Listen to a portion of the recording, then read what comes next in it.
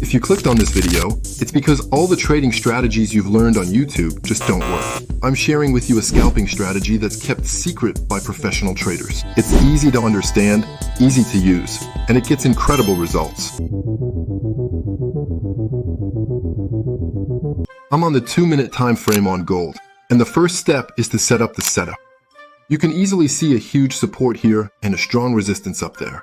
For this strategy, we're going to follow the trend. So, even though we're on the 2-minute time frame, we're going to pay attention to the higher time frames. You need to be trading in the same direction as the higher time frame, like the daily chart here. You can see that the market is very bullish. So what we're going to do is look for buying opportunities on the lower time frames in our scalping strategy. The only technical indicator we're going to use for this strategy is the moving average with this period. We'll set it to yellow so it's clearly visible on the screen. That's the only indicator I use for this strategy. Then I'll use price action, of course. So you know that the main trend is bullish. And here, you can see a market pullback on the 2-minute chart.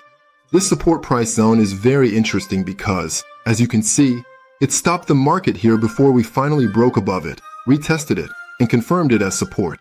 So, now that the market has come back to our price zone, as traders and with this scalping strategy, we're going to pay close attention for a potential buy with the right signals. And I'm going to explain the role of this 7-period moving average to you right now. We're going to wait for a breakout above the 7-period moving average. You can see that this just happened right here. At the close of this 2-minute candle, we move back above the 7-period moving average. Generally, when we're below it, it's bearish. When we're above it, it's bullish. So what we're interested in is this breakout to get back into a buy position. The breakout needs to happen with a very clear signal. For example, an engulfing candle like this one. You can see that the 2-minute candle completely engulfs the previous candles. So this is a great buy signal on the support. It shows that buyers are determined to defend this support. You have a first trade opportunity here. You enter at the close of the 2-minute candle, right there.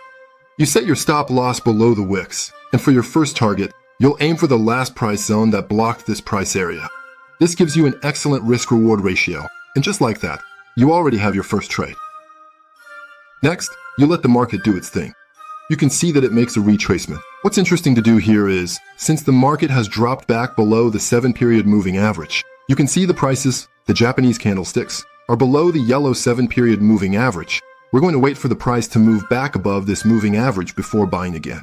We'll also use, for example, Fibonacci and wait for a very interesting support level. You can see here that the market, look, bounced off the 50% Fibonacci retracement. And as soon as we have this price action, we'll wait for the break of this small resistance on the 2-minute time frame. And once the market breaks this resistance, we can get back in on the buy side to target the second price zone here. You can see that the market broke through the small resistance. The signal is given. We buy again, exactly at this spot. We're going to target this resistance. So at most, our target is in this price zone, and the stop loss is set just below the wicks, just below the 50% Fibonacci retracement. You can see that the market hits the target once again. The advantage of this strategy is that you enter at the beginning of the move, like we did in the first example here, and then you can ride the trend, take advantage of the bullish waves to reposition yourself for buying, with the right signals in the right price zones. Let's see what the market does next. We see that it goes slightly higher. There's a resistance. The market hesitates and ends up pulling back a little. Once we see this small bearish retracement, we use Fibonacci again. We take the low point of the last upward move up to 0.0 here, and we can see that the market stops at the 61.8% Fibonacci retracement, which is an excellent level to buy again if, of course, the price action gives the right signals. The price action here does give the right signals because, as you can see, with this 2-minute candle, we break above the 7-period moving average and turn bullish again. So, as always, that means a stop loss just below the latest wicks. And for the target, we're going to aim for a new 0.0.